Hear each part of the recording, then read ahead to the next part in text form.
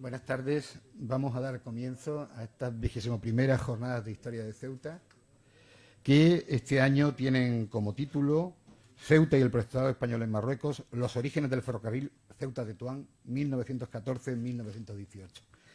El Instituto de Estudios Ceutíes no podía dejar pasar la ocasión de esta conmemoración, de este centenario que se cumple este año, de la inauguración de esa línea férrea que unió Ceuta y Tetuán desde 1918, aunque su construcción comenzó en 1914. De alguna manera también es verdad que hemos utilizado el ferrocarril, que tiene un importante número de ponencias, 2 de las 6 que desarrollamos dedicados a su estudio. Hemos también querido abarcar todo ese periodo histórico en Ceuta, en el Protectorado, con temas que toman el ferrocarril como hilo conductor de alguna manera. Habrá ponencias que van a desgranarnos la vida cotidiana, el nacimiento del movimiento obrero, el problema de la subsistencia. Estamos en plena guerra mundial y el momento de la Revolución Rusa de 1917, por ejemplo. Y van a hablarnos también de personas que construyeron la imagen del ferrocarril, como Mariano Bertucci, especialmente de su etapa ceutí, de su momento, de sus años de vida en Ceuta. En definitiva, hay un conjunto de temas centrados en el ferrocarril, pero no solo el ferrocarril, sino también la historia que en torno a él se fue desarrollando en esos años. Para el Instituto de Ceutíes es una satisfacción, y lo digo en nombre de su directora, que no nos ha podido acompañar por sus problemas familiares, y ha delegado en mí la presentación de estas jornadas. Como digo, para el Instituto de Ceutíes es una gran satisfacción y un orgullo haber llegado a estas 21ª jornadas. Significa un largo periodo de dedicación de muchas personas, de muchos decanos de esta sección. Yo he sido el último que han pasado por ella, de muchos directores del instituto que también han aportado y de muchos compañeros que han trabajado para sacarlas adelante, ¿no? También en este caso, en este año, agradecer a todos los compañeros de la sección de historia que, como siempre, han ayudado, han aportado, han trabajado para que estas jornadas se pudieran desarrollar. Y poco más. Decirles que esperamos que las jornadas sean de su agrado, que estén a la altura de las ilusiones que hemos puesto en su elaboración, en su preparación, y que, como siempre, su resultado más granado no serán estos días donde nos escuchen, los vídeos que podremos colgar de cada una de las conferencias, sino sus actas, ¿no? Sus actas esperemos que estén. Desgraciadamente este año, sí quería pedirles disculpas, no ha sido posible, normalmente solemos tenerlas del año anterior, no ha sido posible todavía tenerlas. Creo que nuestro servicio de publicaciones nos ha dicho que próximamente, en unos meses, aparecerán las del año pasado. Recuerden que hablamos de la transición política en aquellas jornadas, en las del año pasado. Y bueno, pero pronto estarán, desde luego de estas también, estarán sus actas en su momento, que como digo es para nosotros el fruto más deseado, el fruto más granado, porque las palabras pasan, este acto pasa, pero las obras, los libros quedan, ¿no? Y los estudios, las investigaciones quedan por escrito. Agradecerle su atención y sin más, pues darle la palabra al consejero que nos acompaña en esta inauguración.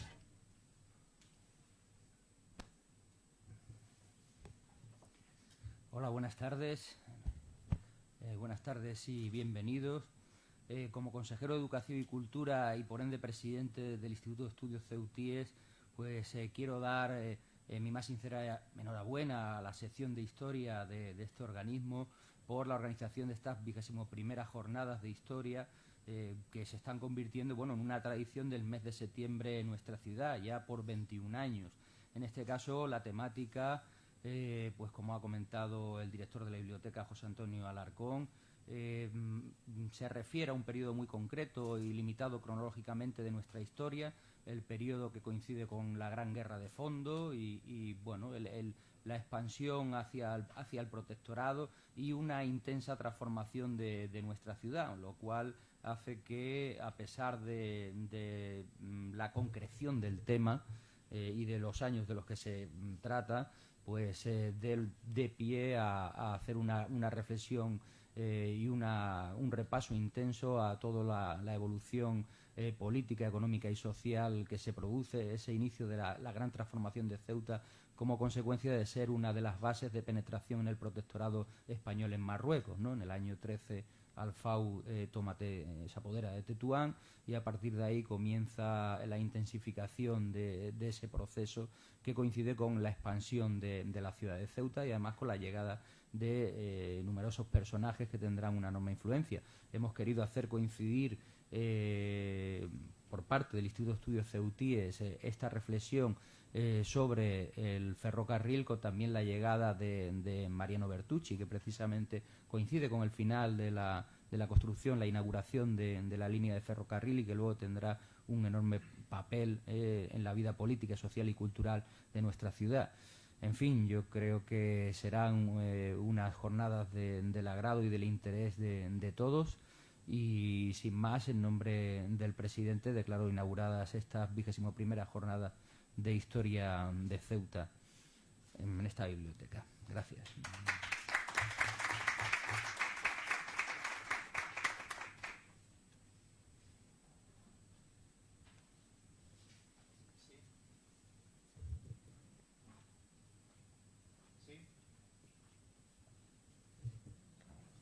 Sí. Bueno, pues sin más demora vamos a iniciar las jornadas presentando al primer ponente, a don Santiago Domínguez Llosá.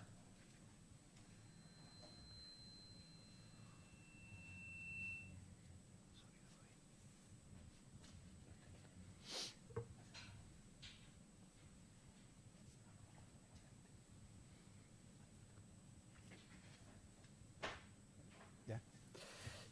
Bien, primero voy a hacer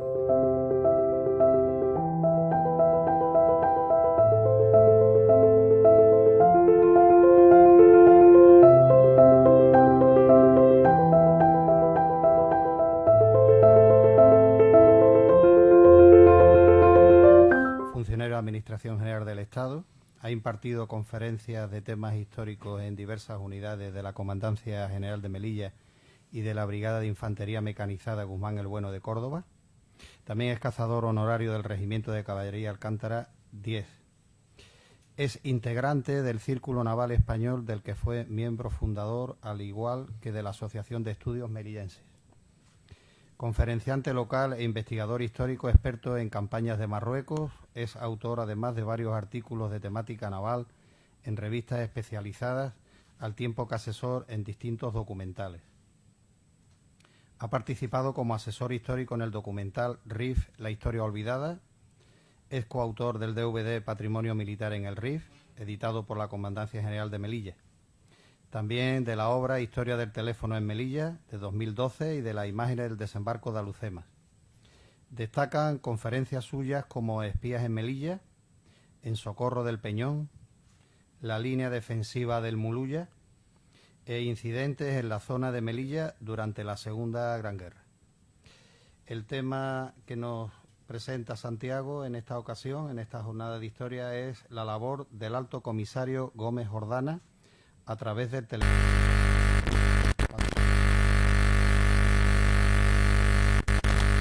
Acércate un poquito más. A ver, sí, se me oye, ¿no? Vale. Bueno, pues... ¿Se oye bien? Yo es que no, como no, estoy medio sordo, perdónenme. Vale.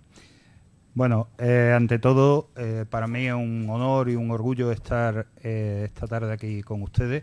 Indudablemente tengo que darle las gracias al Instituto de Estudios Ceutíes por haberme invitado a estas jornadas. Para nosotros, los miembros de la Asociación de Estudios Melillenses, el Instituto de Estudios Ceutíes es un referente, un espejo en el que nos miramos, aunque en el fondo la sensación que tenemos es que no somos más que una pandilla de aficionados en comparación con lo que tenéis aquí, ¿no? También tengo que darle las gracias muy especialmente a mi amigo José Luis, que fue el que me metió en este asunto, y este asunto que yo le llamo embrollo, porque yo en realidad de la figura del Alto Comisario Gómez Jordana lo que había visto de él eran como antecedentes al periodo en el que yo me centro habitualmente, que es la llegada del general Silvestre a Melilla y todos los acontecimientos de julio del 21. He leído y he estudiado cosas del general Gómez Jordana, pero más como comandante general de Melilla que como alto comisario. Y bueno, esto me ha servido de mucho, porque el tener que ponerme a buscar sobre Gómez Jordana, pues me he dado cuenta de que es un personaje fundamental para la historia del protectorado español, y un personaje además bastante poco conocido. Y ahora le pondré una serie de ejemplos de lo que me he encontrado al estudiarlo.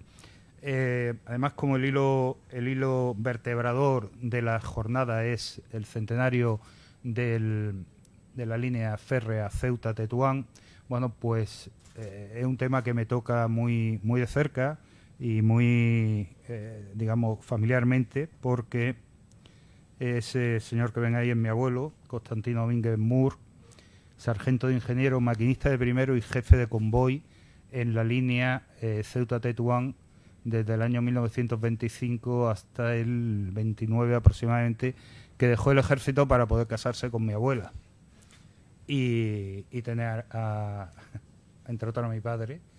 Por eso digo que tengo un cierto contacto físico con la línea Ceuta-Tetuán. Bueno, y volvemos a Gómez Jordana. Es una figura que yo personalmente considero que no está lo suficientemente valorada en la historiografía española. Me explico. Es cierto que en alguna obra reciente, como el Diccionario Biográfico Español, que ha publicado la Real Academia de la Historia, ya le han dedicado una entrada a su biografía. Es una biografía, bueno, bastante correcta, aunque, por ejemplo, no pone dónde nació, dice simplemente que nació en España. Pero bueno, es un punto de partida. Hay otras obras, como una editada por la Fundación Iberdrola, La historia trascendida, son 3 tomos llenos de biografías. Bueno, a don Francisco Gómez Jordana le dedican 15 líneas. A una persona que fue jefe del Estado Mayor de la Comandancia General de Ceuta, jefe del Estado Mayor de la Comandancia General de Melilla, comandante general de Melilla y alto comisario, y le dedican 15 líneas a su biografía. Por poner un ejemplo, hay un alférez de infantería de 23 años de edad que tiene la desgracia de morir en los acontecimientos de julio del año 1921, y le dedican 53 páginas. No sé, ahí hay un poco, no sé, me resulta extraño como mínimo. Más generoso, sin embargo, ha sido el Ejército, al cual en su monumental obra de la historia de las campañas de Marruecos le dedica 2 capítulos, uno como comandante general de Melilla y otro como alto comisario. Y bueno, también hay que destacar lo que habla de él su propio hijo, Francisco Gómez Jordana Souza, en su libro La tramoya de nuestra estación en Marruecos, el libro inconcluso, que bueno, son referencias que se han dado de él.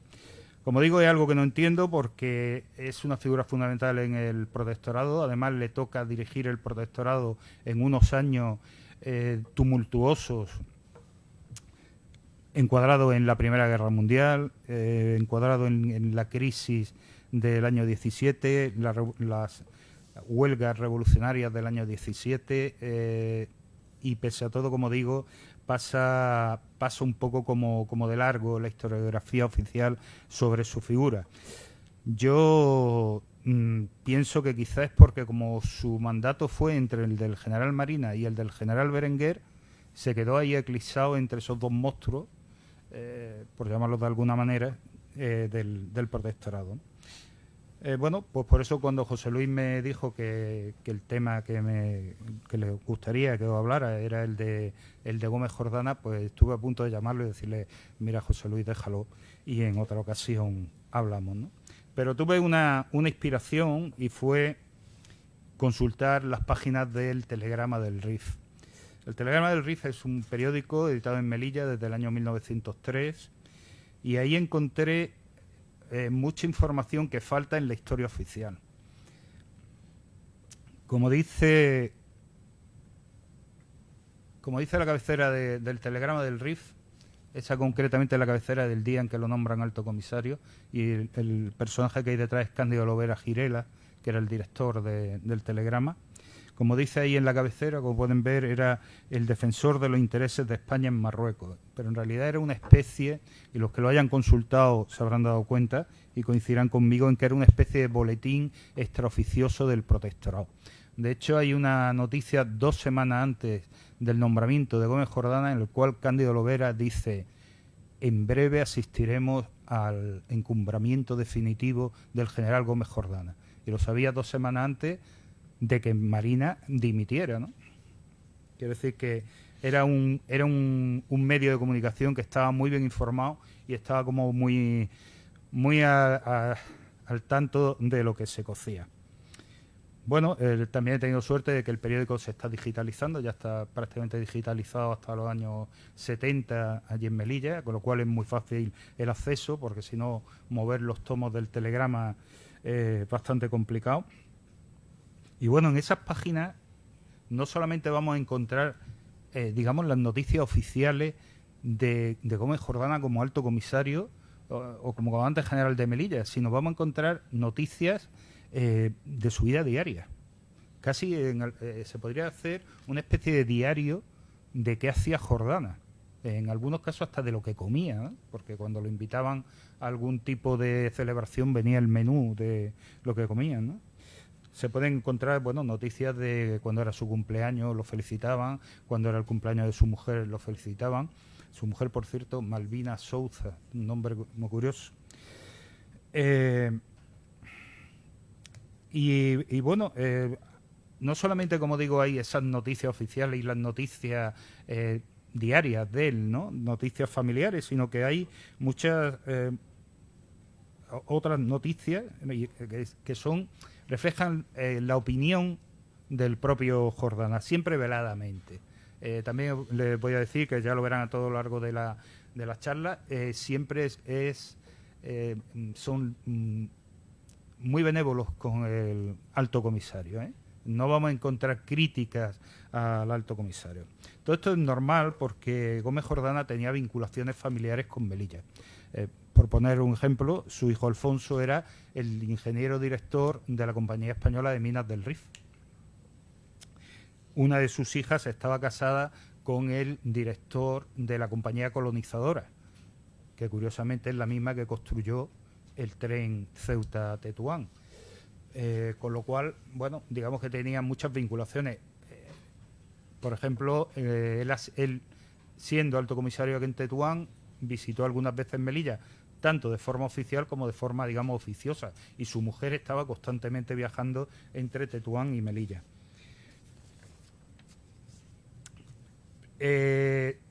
Durante su etapa como comandante general de Melilla y como coronel jefe del Estado Mayor, él hizo muchas amistades en Melilla, y una de ellas fue con Cándido Lovera, director del Telegrama del Rif. Lo digo porque ahora me referiré directamente a él. Como les decía, de no tener prácticamente material de Gómez Jordana, ahora pues tengo en mi casa pues una tonelada de papel sobre Gómez Jordana, ¿no? Entonces empecé de una forma, al final de otra. Si le digo la verdad, hace una semana estaba a punto de ponerme a llorar y decir que no venía, porque ya no sabía lo que decir. Pero bueno, al final creo que lo que le voy a decir creo que va a ser de su interés. Y también quiero darles como un aviso. Yo no voy a hablar de la actuación de Gómez Jordana. La actuación de Gómez Jordana es para que se organice una jornada solamente dedicadas a él y a su labor. La labor de Gómez Jordana está todavía, digamos, es muy desconocida. Habría que profundizar mucho más. Yo lo que voy a intentar, digamos, reflejarle a ustedes es cómo se vio desde Melilla esa actuación de Gómez Jordana y, sobre todo, también la parte relativa al ferrocarril, la construcción del ferrocarril entre Ceuta y Tetuán. Y ya le digo que dentro de las muchas opciones barajé hasta hacer un puro trabajo estadístico, yo que soy de letras, pero iba a hacer por ejemplo, un día me puse a contar y que de las 161 portadas del Telegrama del Rif desde el día 24 de julio del año 15 hasta el 31 de diciembre, como digo, de las 161 portadas, en 115 la noticia principal es Gómez Jordana. Entonces podía haberme puesto así, pero yo creo que íbamos a acabar muy aburridos. Bueno, con respecto a la biografía de Gómez Jordana, bueno, nació el 7 de junio del año 1852 en Mazarrón, en Murcia. Ingresó en la Academia de Caballería de Valladolid con 16 años, salió con la graduación de alférez y pasó directamente a la Escuela de Estado Mayor. En el año 1874 salió promovido a teniente y siguió su carrera militar con sucesivo ascenso por antigüedad. Pasó de capitán a ser profesor de la Academia de Caballería. Y aquí ya empezó a demostrar sus cualidades intelectuales, porque cuando él llegó se encontró una academia de caballería absolutamente obsoleta en sus planteamientos, en sus planes de estudio, y él, siendo un simple capitán, convenció al coronel jefe, al general jefe de la academia, en que se modificaran los planes de estudio de la Academia de Caballería, consiguiéndolo en parte y modernizando a la caballería. Tenía también el hombre grandes inquietudes intelectuales referidas a su profesión, indudablemente. Publicó 2 libros, uno dedicado a la balística de las armas de fuego y la segunda a la Guerra de la Independencia en Andalucía en el año 1808. En el año 1889 asciende a comandante y lo destinan a una comisión encargada de realizar el plano de los Pirineos en la zona de Jaca. Estuvieron 7 años para montar el plano de esa zona y dicen los expertos que es la mejor obra de cartografía que se había hecho hasta la época. Bueno, pasó después a ser jefe de la sección militar del plano de Marruecos. Obra de él es el primer plano de la zona de Angera, aquí cerca de Ceuta, y también una serie de itinerarios militares en las zonas de Larache, Rabat y Fez. Tras ese destino pasó a ser jefe del Estado Mayor de la Comandancia General de Ceuta, antes de ser nombrado profesor de la Escuela de Guerra y a continuación en el año 1903, con su ascenso a coronel, ayudante de órdenes del rey. Me van a permitir que me voy a poner un poco de agua. En el cargo de ayudante de órdenes está hasta julio del año 1909. Disculpen.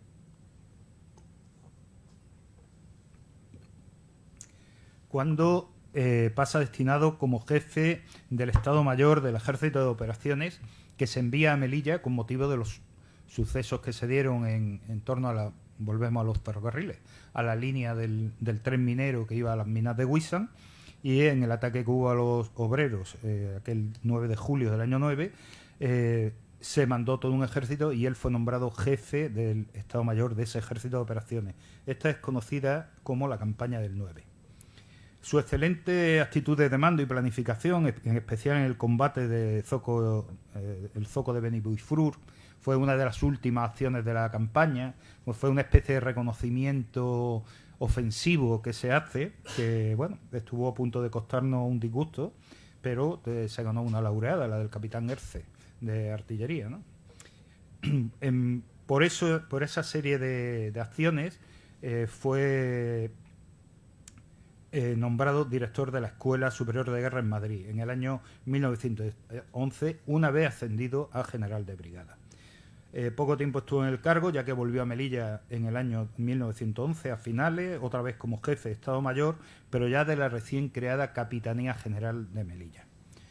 Dio otra vez pruebas de sus actitudes de planificación. Bajo su dirección se ocupó, por ejemplo, Montearruit, esa localidad de tan tristes recuerdos, ¿no? Y ascendió a general de división en el año 1912. En diciembre del año 13 es nombrado comandante general de Melilla y, como máxima autoridad en la zona, inició una serie de avances, muchos de ellos incruentos, apoyados por una intensa labor política, que permitió aumentar considerablemente el territorio de la Comandancia General de Melilla, incrementando la zona de contacto con la zona francesa, y en la ciudad de Melilla pues realizó una gran labor civil, construyendo nuevos barrios, saneando otros barrios, potenció las obras del puerto, construyó 9 grupos escolares, creó la Academia de Árabe, y bueno, podría seguir enumerando muchos más logros de los que consiguió Gómez Jordana en Melilla, pero sería apartarme demasiado del tema. basta decir que la ciudad de Melilla lo nombró por unanimidad hijo adoptivo de la ciudad, decidiendo el plenario de la Junta de Arbitrios que un retrato suyo presidiera siempre el salón de plenos. Se le dio su nombre a un barrio, el barrio General Gómez Jordana, que todavía existe, y ya por pura anécdota, un industrial melillense sacó una línea de jabones que se llamaban jabones Jordana en homenaje al general. Bueno, lo de poner el retrato de Gómez Jordana en el salón de pleno duró hasta la constitución del primer ayuntamiento en el año 31, en que fue retirado, y hoy día se encuentra en la Asociación de la Caridad allí de Melilla, se encuentra el retrato de Gómez Jordana. Bueno, la cima de su carrera militar la alcanza con el ascenso el 9 de julio de 1915 al grado de teniente general, en consideración a los relevantes servicios prestados en el ejercicio de mando de la Comandancia General de Melilla. Ahí tienen sacado del BOE su nombramiento y el nombramiento como general en jefe del Ejército de España en Marruecos. Hasta ese momento ningún alto mando había tenido esa consideración. Bueno, y a partir de aquí, digamos, empezaríamos el núcleo de mi charla, que es cómo se vivió en el telegrama del Rif. Bueno, ahí tienen la cabecera, la portada del día en el que es nombrado Gómez Jordana, lo tienen ahí arriba. La primera noticia llegó en la madrugada del día que lo nombraron, llegó por radio, un despacho que envió la propia Casa Real al comandante general de Melilla, que era el mismo, se recibió allí en la comandancia. Inmediatamente llegó por la vía civil, digamos así, y curiosamente casi todos los nombramientos que hizo el rey en ese día tenían algo que ver con la ciudad de Melilla, porque Jordana, que era era comandante general, pasa a ser alto comisario. El general Luis Aizpuru Mondéjar, que era el segundo jefe de la comandancia, pasa a ser comandante general de Melilla, y el general Juan Villalba Riquelme, que son los tres que tienen ahí, pues pasa a ser nombrado comandante general de Larache. Bueno, esta noticia fue muy comentada en Melilla. Ya os digo que este hombre tenía muy buenos amigos en la ciudad. Empiezan a organizarse espontáneamente festejos y recepciones. Curiosamente, todas las recepciones, tanto del elemento civil, militar, los musulmanes, los hebreos, la comunidad hindú, todos estuvieron a lo largo de toda una serie de días homenajeándolo, tanto a él como a los que entraban, ¿no? Bueno, de todas estas actividades daba buena cuenta el telegrama.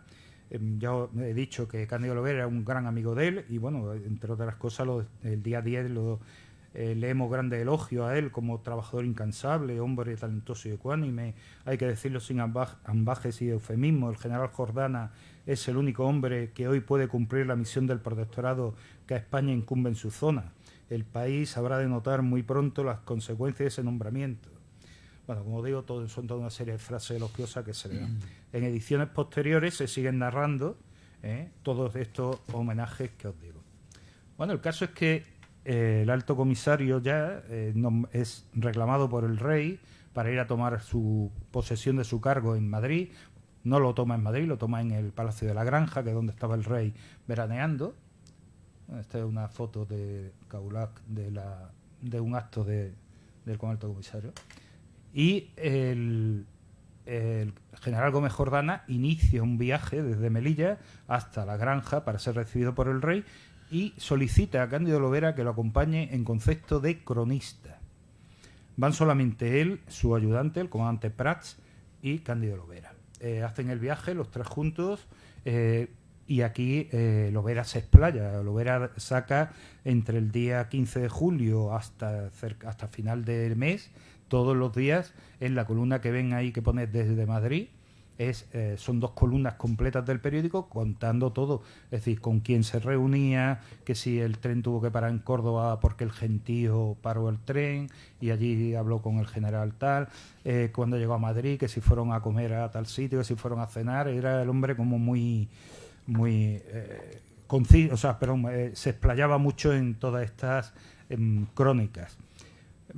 Y lo mismo narra también incluso algunas conversaciones privadas, ¿no? Hay una muy curiosa que es cuando ya viene Gómez Jordana, viene de Madrid rumbo a Tetuán y llegan a Ceuta y están entrando en el vapor a la entrada del puerto. Cándido Lovera dice que Jordana, que él no se había dado cuenta que estaba detrás de él, le pone la mano en el hombro y le dijo: Cándido, Ceuta tendrá en breve un gran puerto. Y eso es una cosa que narra él, ¿no? Narra también la fastuosidad del recibimiento del Jalifa, en el cual actuó como intérprete Cerdeira. Por no ser demasiado prolijo, tendríais que leer la descripción que hace del palacio de la alta comisaría, ¿no? O sea, describe habitación por habitación, la decoración, los colores, los muebles, etcétera, ¿no? Bueno, ahí tenéis el viaje del alto comisario. Todos los días eran 2 columnas, encabezadas muchas veces con fotografías. Curiosamente, toma posesión, llega a Tetuán, da sus primeras órdenes y se vuelve a Melilla. Pero claro, se vuelve a Melilla obligado, porque es que su hija Matilde se casaba y entonces tuvo que volver a Melilla. Es curioso porque en los días previos a su nombramiento como alto comisario en Melilla ya se estaban hablando de todo lo que cómo iba a ser la boda de la hija del alto comisario, y cuando llega el día de la boda resulta que no se casa en la iglesia principal de Melilla, se casa en el salón del trono de la Comandancia General de Melilla. No sé si como deferencia a ser ya la hija del alto comisario. Se casó con un teniente auditor del ejército. Estuvo apenas 48 horas porque a continuación tuvo que embarcar en el Almirante Lobo e irse a revistar, digamos, la circunscripción del Arache.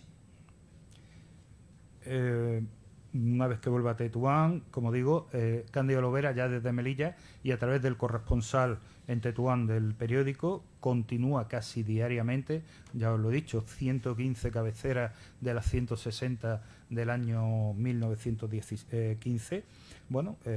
Empieza hablando de la reorganización del ejército. Una vez que llega a Tetuán, lo primero que hace Gómez Jordana es reorganizar el ejército, medida de alta conveniencia para acoplar debidamente los diversos y heterogéneos elementos que constituyen las fuerzas reunidas en la zona. Esta tarea, curiosamente, él se la encomendó al que había sido su ayudante en Melilla como comandante general, que era su propio hijo, que se lo trajo a Tetuán como ayudante, no como ayudante ya, sino como jefe de la sección de operaciones del Estado Mayor. Destacan la incansable y eficaz actividad del general Gómez Jordana y destacan mucho la nueva organización de las tropas de policía indígena, de la misma forma en las que él había organizado las de la zona de Melilla. Otra de las primeras medidas del alto comisario, que es muy destacada en las páginas del Telegrama, es la visita que hace al Rabat, al mariscal Lyoté, el residente francés, visita en la que de nuevo llama a Cándido Lovera para que lo acompañe en su séquito. Aquí ya llevaba un séquito un poco más grande, pero él llama a Cándido Lovera y lo hace ir desde Melilla a venir a Ceuta, Tetuán, y de aquí embarcar e ir hasta Rabat para entrevistarse con Lyoté. El periódico, ya lo he advertido antes, peca mucho de ser, digamos, como muy, no sé la palabra exacta, con Jordana y con su actividad, ¿no? Porque, por ejemplo, a Lyoté lo califica como astro refulgente, esplendoroso en el turbulento y oscuro cielo marroquí. Yo creo que la historia, si tuviéramos que hablar de la historia de la colaboración de Lyoté con el protectorado español, ni sería un astro refulgente, ni esplendoroso, ni nada por el estilo, ¿no? Pero bueno, todo era por la diplomacia, indudablemente, ¿no? Bueno, pues 7 portadas consecutivas con las impresiones del viaje, el detalle del viaje, en el cual se desprenden, como digo, muy buenas impresiones en vista de una futura colaboración hispano-francesa que desgraciadamente no tuvo lugar hasta el año 25 y una vez que Lyautey había dejado el cargo de alto residente. Perdón. Bueno, unos meses después es al revés, es Lyautey el que viene a Ceuta y a Rabat, y de nuevo son muchísimas las páginas dedicadas a la visita del residente francés a Tetuán.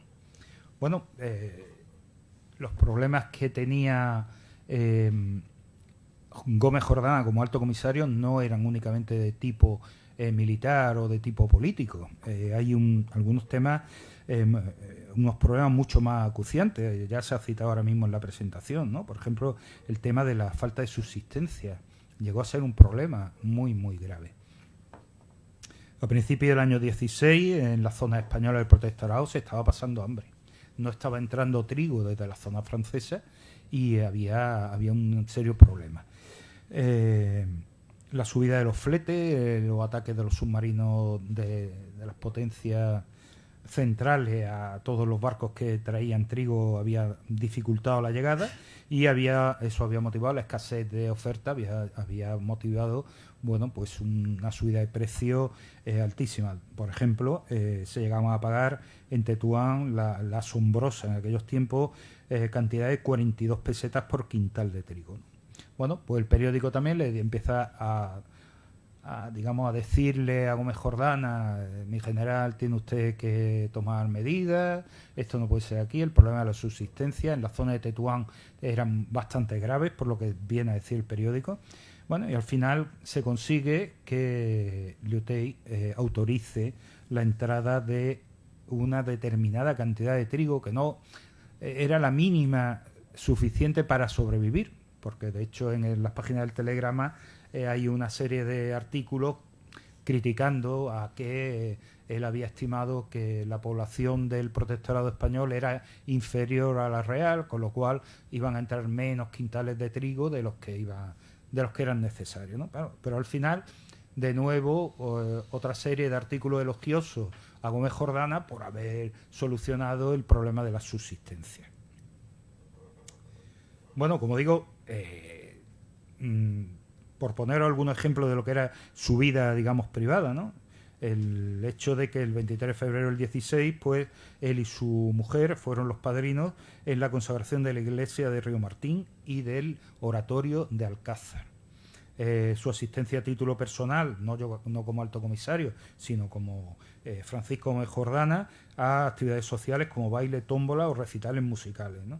Y por supuesto lo que son continuos en el Telegrama son las cartas de agradecimiento y solicitudes de público reconocimiento al general. También podría haberos traído 15 o 20 que pudieran salir, pero quizás la más significativa fue la de 1 de abril del año 16, en la cual la Junta de Servicios Locales de Tetuán le solicita al gobierno la Gran Cruz de la Beneficencia por haber mejorado la situación sanitaria en las cercanías de Tetuán.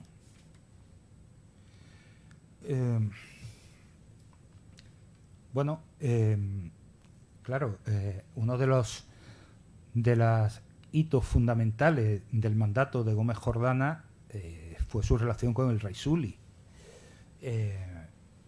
Si vemos en el periódico habla muy poco. Directamente habla muy poco de este tema.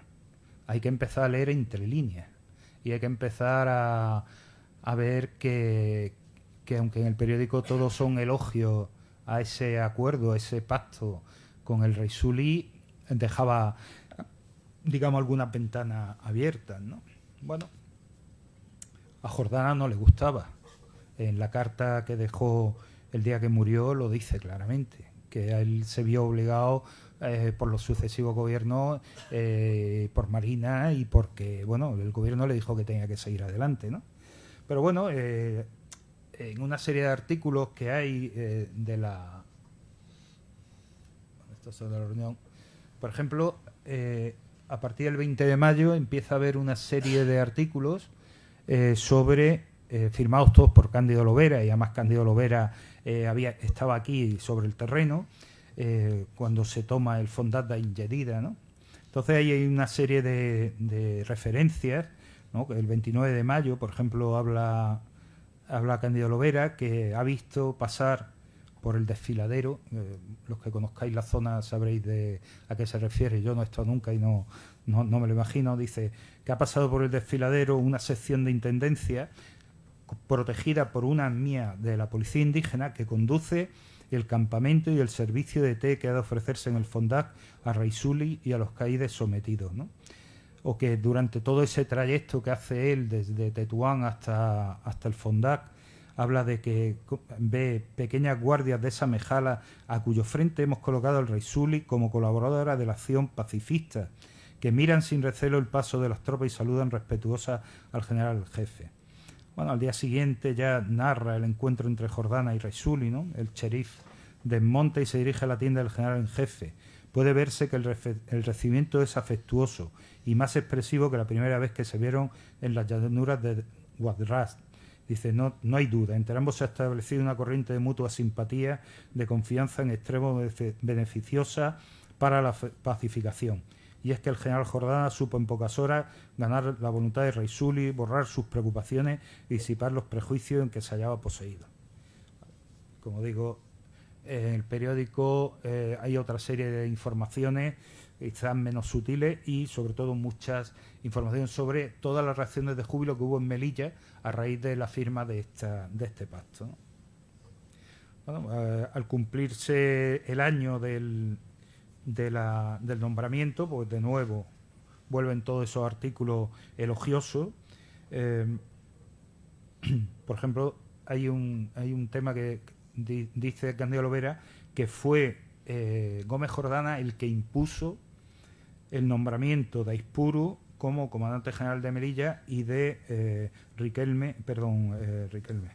Villalba como comandante general del Larache, y que no pudo, aunque él hubiera querido, quitar al comandante general de Ceuta, que era Álvarez del Manzano, ¿no? O Milán del Bosch, ¿no? Y ahí es una de las pocas, digamos, veces en las cuales el periódico le, digamos, regaña un poco al general Gómez Jordana, en el sentido de que no pudo, digamos, poner en la comandancia general de Ceuta a alguien que él quisiera, ¿no?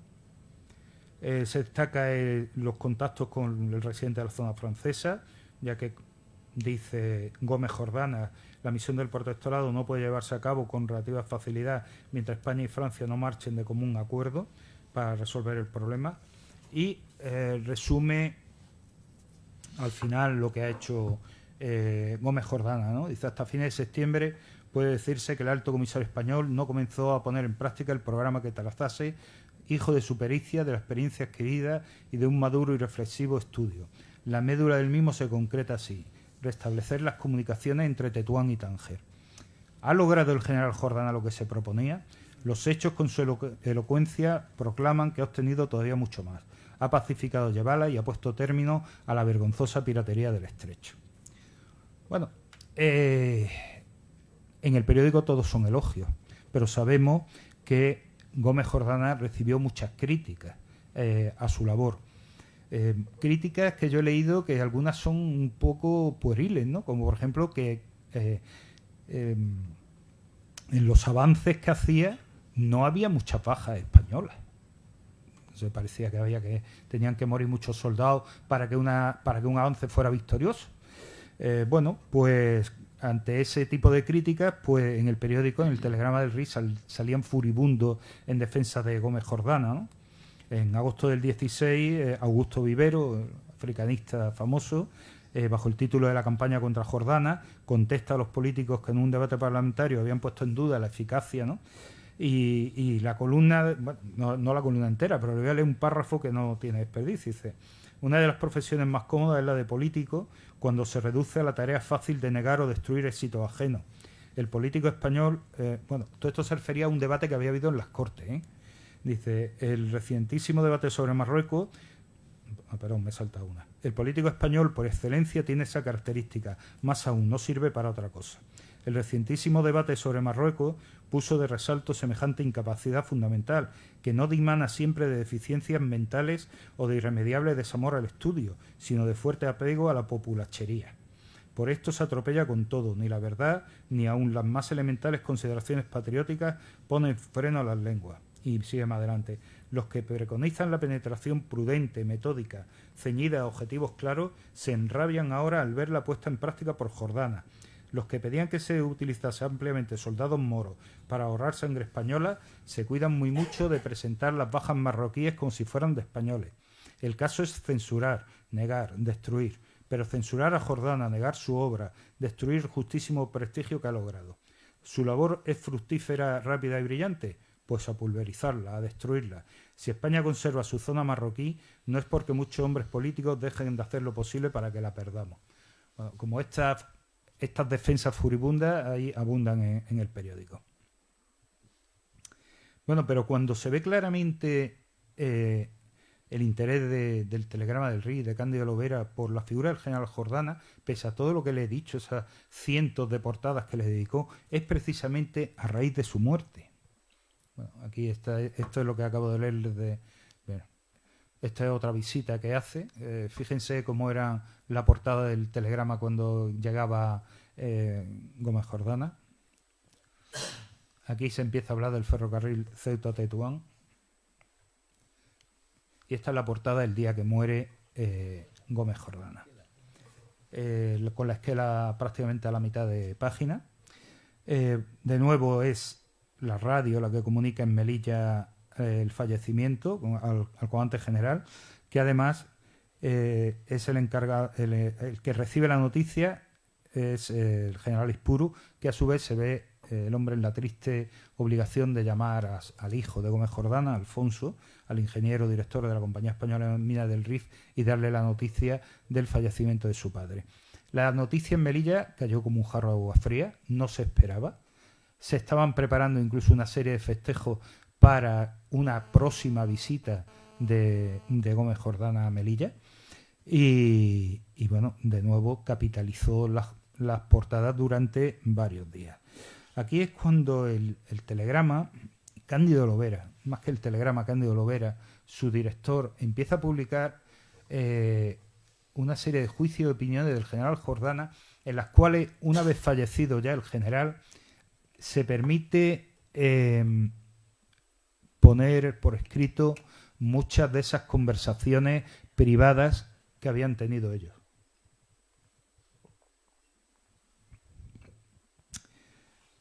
E incluso hay un extracto del plan de Jordana, lo que Jordana le había dicho a Cándido Lovera que había que hacer en Marruecos. Lo que ocurre es que Cándido Lovera escribía de una forma muy engolada y es muy difícil muchas veces de leer, de seguirle incluso el hilo, ¿no? Entonces hay una especie de resumen que he sacado yo de estos.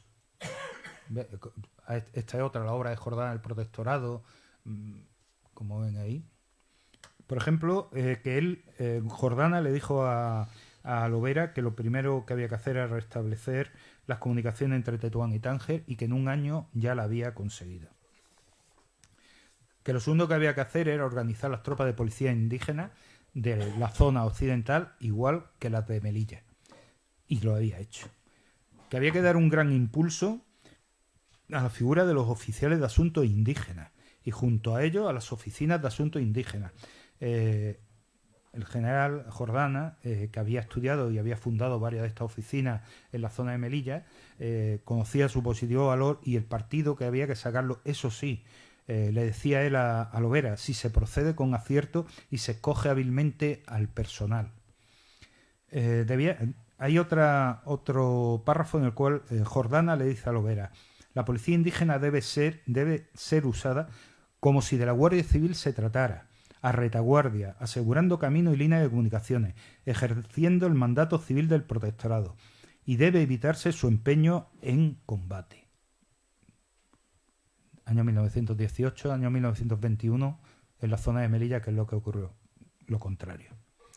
Por ejemplo, era otra cosa del pensamiento de Jordana era que era partidario de agrupar la mayor parte de las fuerzas en columnas móviles, columnas que estuvieran permanentemente moviéndose por todo el territorio. Él era contrario a las posiciones, tenían que ser las mínimas y solamente para defender las líneas de comunicaciones. El resto del ejército tenía que estar en constante movimiento. Decía él que era la única forma de pararlo. Y bueno, con respecto a los puestos avanzados del frente, indudablemente tenían que ser oficinas de asuntos indígenas desde las cuales se irradiara la influencia. Hay al principio lo había escrito y lo he saltado, porque hay uno de los autores define a Gómez Jordana como un gran negociador que le tiende al oponente una mano envuelta en guantes de terciopelo al tiempo que le muestra la otra recubierta de acero, ¿no? Era un poco el pensamiento que tenía él. Bueno, en estas líneas lo que se desprende es que la idea de Gómez Jordana era la penetración pacífica, pero sustentada con una firme presencia militar. Bueno, con respecto a la obra civil, que se destaca en las páginas del telegrama, bueno, se destaca el enorme esfuerzo en obras públicas, ¿no? Por un lado, la inauguración de la línea ferroviaria entre Ceuta y Tetuán, que si leemos el telegrama del RIF, se hizo gracias a Gómez Jordana, aunque el proyecto fuera anterior. Concretamente dice que él fue el que allanó toda una serie de obstáculos y que tuvo que intervenir en uno de los temas que más retrasaron, según parece, la construcción del ferrocarril, que fue qué ancho debía tener, si el métrico o el internacional. Sé que alguien va a hablar del tema del ferrocarril y nos aclarará este tema, pero por lo que se lee en el telegrama del RIF, esas discusiones ocuparon bastante tiempo. Gómez Jordana impulsó la agricultura aprovechando la expansión de la zona ocupada y potenció la construcción de nuevas edificaciones en las ciudades. Todo esto que le voy diciendo es resumen de todos estos artículos de Cándido Lovera. Por ejemplo, en Tetuán había planificado la construcción de una nueva escuela graduada y otra elemental de arte y oficios. Se había creado una escuela hispanoárabe y 2 escuelas españolas, una para niños y otra para niñas, aparte de las escuelas elementales regentadas por los franciscanos y la escuela de los marianistas para segunda enseñanza. En Rincón del Medic se había construido una iglesia y 2 escuelas para niñas de ambos sexos. En Río Martín se había construido una mezquita, una capilla y se había aprobado la construcción de una escuela para 80 niños. Para la enseñanza superior se había restaurado la antigua medersa de Tetuán. Bueno, lo mismo en el territorio del Arache, donde había inaugurado el patronato de enseñanza, esa especie de institución que venía a ser un instituto. Y bueno, otra de las cosas que destaca el telegrama de Melilla es que toda esta expansión del territorio se había hecho sin combate, o casi sin combate, y que había permitido repatriar 28 batallones de infantería, 6 grupos de ametralladoras, 8 escuadrones, 4 baterías de montaña. En total se habían repatriado del territorio 20.563 hombres y 3.900 cabezas de ganado, ahorrándole al presupuesto del protectorado 23 millones de pesetas. Bueno, ya que el hilo conductor de esta jornada es el centenario de la línea ferroviaria, ¿qué es lo que decía el telegrama del RIF, ¿no? En el periódico se dice que aunque el proyecto y la obra empezaron antes del nombramiento del general Gómez Jordana como alto comisario, fue este el que dio el definitivo impulso para acabar las obras, salvando todos los obstáculos que se habían presentado. Esta construcción, la construcción de esta línea había sido seguida muy de cerca por Melilla. Por poner un ejemplo, en el año 1909 ya en el telegrama del RIF había quien abogaba por construir esa línea, ¿no? O sea, antes de que se planificara, ¿no? ¿Y quién era el que decía eso? Cándido Lovera. Bueno, en el periódico podemos ir siguiendo las vicisitudes y polémicas, como la de la elección del ancho de vía, y otro tema polémico que fue la adjudicación de la obra definitiva a la compañía colonizadora, ¿no? Con respecto a la intervención del alto comisario, se afirma en mayúscula en la cabecera: a él se debe la rápida construcción del ferrocarril Ceuta-Tetuán. Lovera destaca el anhelo de Jordana, que Jordana le había manifestado por la rápida ejecución de la obra y que como fue allanando los obstáculos, ¿no? Como medió en el pleito entre los partidarios de la vía ancha o la estrecha, y que pese a la insistencia del gobierno en que se adoptara el ancho internacional con vistas a después enlazar esa línea con las líneas que iban de Tánger a Fez, Jordana, en un informe, le demostró al gobierno que lo importante era construirla. Lo importante era construir la línea y lo más rápido posible. Y que para ello había que utilizar la vía métrica. Eso sí, dejando siempre reserva de espacio y de ingeniería en puentes, etcétera, terraplén y peralte, por si con posterioridad se aumentara. Dado que el Estado no podía adelantar la suma para construir en tan breve plazo la línea, Jordana propuso y consiguió que se adjudicase mediante concurso, solamente concurrió la colonizadora, la obra en el plazo estipulado, y en mayo de 1918 se inauguró oficialmente.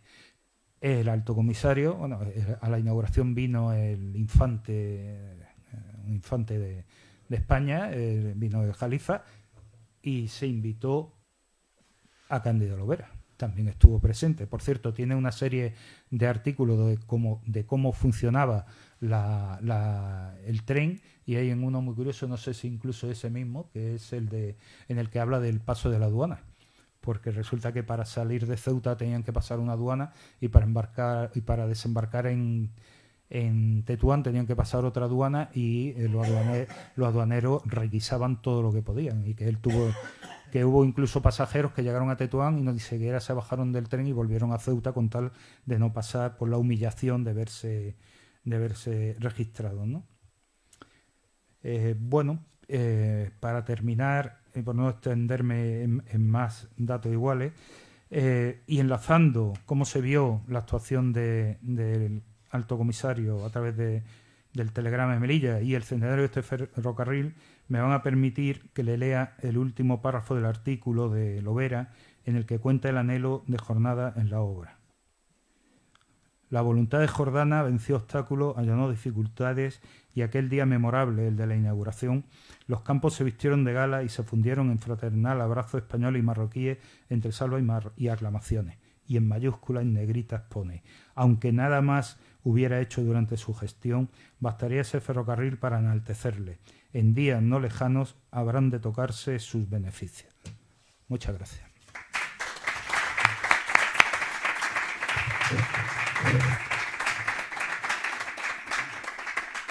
Muy bien. Nuestras felicitaciones por tu brillante exposición, Santiago. Gracias. Ahora lo que solemos hacer en la jornada es pasar el testigo al público por si quieren hacerte alguna sugerencia o pregunta. Si puedo contestar, si hay alguno contestaré. O alguna que quiera. ¿Cree, Santiago, que la labor, yo creo que una cosa, ¿qué opinas tú sobre el nombramiento de Gómez Jordana? Tiene mucho que ver quizá con la valoración que el gobierno hace de su labor en Melilla. Es decir, el avance pacífico, el haber conseguido agrandar la frontera de Melilla hasta prácticamente el Quer, con prácticamente... Pasó el Quer. Sí, pasó el Quer, sin coste militar, mientras que en la zona occidental eso había sido imposible. Alfau se lía en Laucien, aunque su misión era la misma, era un militar de un cierto perfil parecido a Gómez Jordana, se lía en Laucien, y a partir de ahí... ¿y por qué? Algo que negaron a dos altos comisarios, a Alfau y a Marina. Alfau en Palacios se conservan dos cartas manuscritas del propio Alfau, dirigidas al rey, a Romanones en aquel momento, donde exige taxativamente que le den el mando militar, o sencillamente va a dimitir, que es lo que al final prácticamente termina pasando, sobre todo porque no puede controlar a Menacho. A Jordana, de alguna manera, lo deja a su aire, porque Jordana sabe que no puede con él. Jordana va de hecho, ¿te acuerdas que en la Tramoya, su hijo, va a criticar durísimamente a Alfau porque dice que Alfau le oculta al gobierno un plan de desembarco en Alucema que parecía Jordana había podido elaborar? Jordana, sí. Bien, ¿tú crees que por qué? Hombre, también es verdad que los anclajes primero con Lovera. Lovera es toda una potencia. Sí. Está ligado a la colonizadora, está ligado a las minas del Rif, está ligado a todos los intereses marroquíes, y desde luego el apoyo de Lovera. Y además sus conexiones, tú mismo lo has dicho, su hijo, director de las minas del Rif. Y luego otra cosa que no has mencionado, pero yo creo que es interesante, y era su gran capacidad de oficial de Estado Mayor, sí, y de formador de oficiales coloniales. Hay un Estado Mayor suyo en el que su hijo, que luego sería Gómez Sousa y luego Gómez Jordana, su hijo va a ser alto comisario. Ahí está también Beisbeder, que va a ser un magnífico alto comisario, un excepcional. Otra figura completamente desconocida. Importante. Yo tengo algún estudio sobre Mayweather. Un tercer elemento porque es asesinado en 1921, si no, probablemente hubiera sido alto comisario, Carlos Castro Girona, que es otro militar excepcional, que viene con Alfau, pero que luego va a seguir sirviendo con... Es todo un formador, y yo creo que hablabas antes de Leuteil. Leuteil, para todos ellos, desde Alfau a Gómez Jordana, era su referente de oficial colonial. Sí. Hubieran querido tener el poder de Leuteil y la duración en el mando de Leuteil. No sé, a ver, ¿qué opinas de todo eso? No, sí, es cierto. Yo, un poco cuando lo nombran, cuando os he dicho que él automáticamente, en el momento que él recibe la noticia del rey, de que yo estoy seguro que no se lo dijo esa misma noche, como dice el telegrama, él lo tenía que saber antes. Cuando le dice que va a ser alto comisario, lo primero que exige Gómez Jordana es que el cargo lleve aparejado el de jefe del ejército en Marruecos, ¿vale? Porque eso se supone que es ya que cada comandancia general deje de ir por libre. Al haber un jefe supremo, aunque el alto comisario inspectore era el jefe, no estaba nombrado jefe supremo, ¿no? Entonces, eso es una cosa que él consigue, que no había conseguido Marina, ser nombrado jefe del ejército. Después él automáticamente, como le dice a Lovera, él coloca a los suyos en esos puestos. Por ejemplo, a Ispuru, que era su segundo, lo nombra comandante general de Melilla, con la única intención de que continúe con la labor que él había empezado. A Villalba lo manda a Larache y se quita de en medio a Silvestre, aunque Silvestre había dimitido por Alcalá, y podíamos... Es que tenéis que organizar otras jornadas más de ese tipo, ¿no? Pero, o sea, que Jordana se quita de en medio también a Berenguer. En el año 21 hay que ver que están Berenguer y Silvestre, que han destruido, entre el 18 y el 21, han destruido parte de la obra de Gómez Jordana, ¿no? Como jefe de Estado Mayor tenía una mente lúcida, en ese aspecto. Algunas de sus operaciones de la campaña del 9 son de libro. El propio reconocimiento ofensivo del Zocoben y Buifrur. Hace unos días un gran amigo mío, Carlos Azcárraga, nos dio una conferencia sobre el tema. Él también es de Estado Mayor. Aunque los de Estado Mayor dicen que el papel lo soporta todo, ¿no? Y que ahí te puede encontrar cualquier cosa, están muy bien planificadas. Entonces, su idea era, lo mejor que lo describe es la frase que os he dicho, ¿no? O sea, la mano con el guante de terciopelo y al lado te enseño el guantelete para que sepas hasta dónde llegamos, ¿no? Y yo, hay un tema que ahora me ha empezado a apasionar ahora, y ahora voy a tener que volver a retomar a Gómez Jordana, que es el tema de sus relaciones con Rey Sully. Que eso ahí me ha dejado un poco... Porque en la carta que él firma o que estaba repasando cuando muere, la carta es... yo la había leído por encima, ahora en estos días la he leído completa y tengo que releerla porque ahí da una serie de puntos muy, muy importantes. Sí. Sobre todo a mí, os vuelvo a repetir, ya no es... A mí lo que me ha dolido es ver que a Gómez Jordana, con esa obra que hizo, y sin embargo pasen los libros un poco pasamos de Marina a Berenguer. Y en medio, este hombre estuvo 3 años, algo hizo, ¿no? Y bien. ¿Más preguntas? Aquí,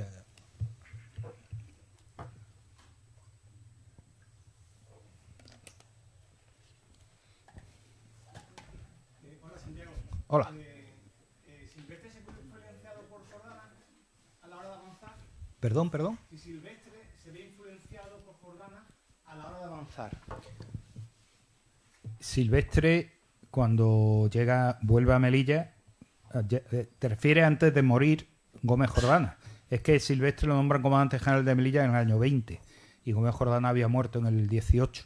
Lo que sí hace Silvestre automáticamente es parte de esa política que había, digamos, fundado Jordana es echarla por tierra. Lo primero que hace es coger a la policía indígena y convertirla en tropa de choque. Y cuando Jordana, en sus conversaciones con Lovera, como he dicho, lo primero que dice, no, tiene que ser como nuestra Guardia Civil. Jordana había empezado, mientras era comandante general de Melilla, a hacer una cosa que, en mi opinión, y en mi opinión personal, fue uno de los grandes desencadenantes del desastre anual, que fue desarmar a las cabilas. Jordana empezó a desarmar cabilas. En cuanto llegó Silvestre, se dejó de desarmar a las cabilas, con lo cual las cabilas se quedaron armadas, ¿no? No sé si he respondido a tu pregunta, pero es que ellos no coincidieron en el mando.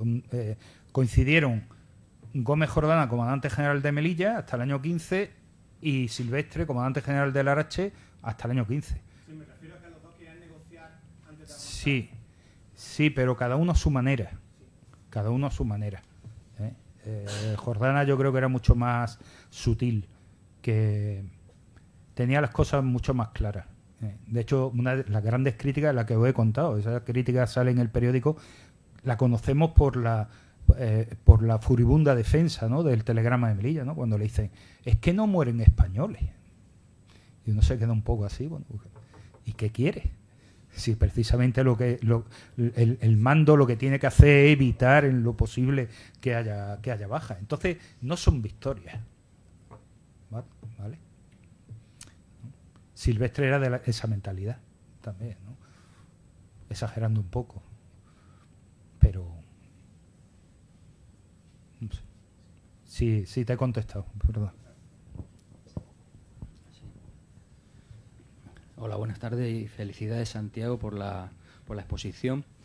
La figura de Gómez Jordana viene a reflejar como un mando prudente, pacificador, que va consolidando una penetración lenta pero pacífica en las posiciones del protectorado. Entonces, yo tengo entendido que los años que coinciden con su mando como alto comisario son los años que tienen de fondo la Gran Guerra, y que precisamente en el año 14, al estallar la Primera Guerra Mundial, España se divide entre aliadófilos y germanófilos, y se producen enormes tensiones para que la España de Alfonso XIII se incline por alguno de los dos bandos en la contienda, a favor de las potencias centrales o de los aliados, ¿no? Aquello de hay neutralidades que matan de romanones. Entonces, lo que tengo entendido es que en general desde el propio gobierno español se da instrucciones a las Fuerzas Armadas en el protectorado para que no emprendan agresivas campañas militares que puedan ser interpretadas por Francia como una amenaza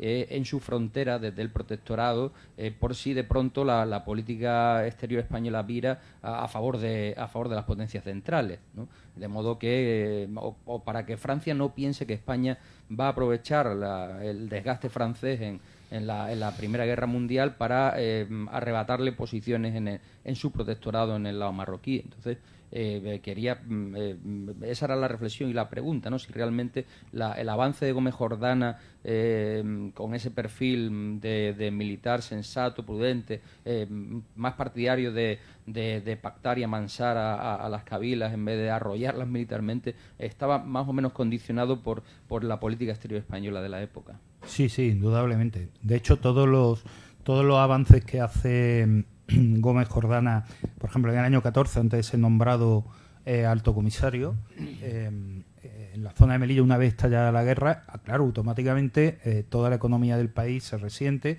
la política exterior se resiente, se divide lo de los aliadófilos y germanófilos, y eso obliga, siempre hemos leído, a la paralización de los avances, y no es cierto. Se siguió avanzando. Lo que ocurre es que no se avanzaba de forma con grandes columnas y tal, sino era más, digamos, políticamente. Se estaba realizando una labor política. Yo te hablo sobre todo de la zona de Melilla, que es la que más conozco. Se iba realizando una labor política, de labor, como digo yo, de vaso de té, se convierte en bandeja de té.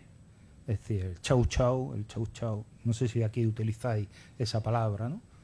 El chau chau y los oficiales de asuntos indígenas, y muchas veces se hacían esos avances sin pegar un tiro, pero se hacían. Por ejemplo, el paso del río Quer se hace en el año 14, en plena guerra. Francia le pilla lejos. Pero es que es curioso porque también en el año 14 hay una zona en los montes el monte Quesquech, que está al sur de Melilla, era una zona muy disputada con Francia. No se resolvió el pleito hasta el año 1920, pero ya en el año 14 nosotros avanzamos hasta ocupar el monte Quesquech. Automáticamente Francia protestó, porque ahí no estaba todavía delimitado el límite, y nos replegamos. ¿Qué hicieron ellos a continuación? Lo ocuparon ellos, y entonces reclamamos nosotros. Y así estuvimos hasta el año 1920, ¿no? Indudablemente todo eso estaba condicionado por la guerra, y una de las consecuencias fundamentales para no hacer esos avances, etcétera, era el problema del hambre. Es que no había para comer. O sea, la subsistencia, lo habéis visto, no me había dado cuenta, pero en una de estas, mirad lo que pone en el centro. El problema de la subsistencia se hace cada día más difícil en Melilla. Se estaba llegando al hambre. Al hambre, ¿no? Entonces, eso también te condiciona un avance militar. Tú no puedes avanzar el soldado con la barriga vacía, ¿no? Sí, estuvo muy condicionada. Es otro tema que os invito a que organicéis otra jornada. El tema de la Primera Guerra Mundial o de la Segunda Guerra Mundial, que en esa sí que me autoinvito. Bueno. ¿Más preguntas? ¿No? Bueno, pues hacemos un receso y luego volvemos con la segunda ponencia. Son y 20. La segunda es a las 8. Un poquito antes, ¿no?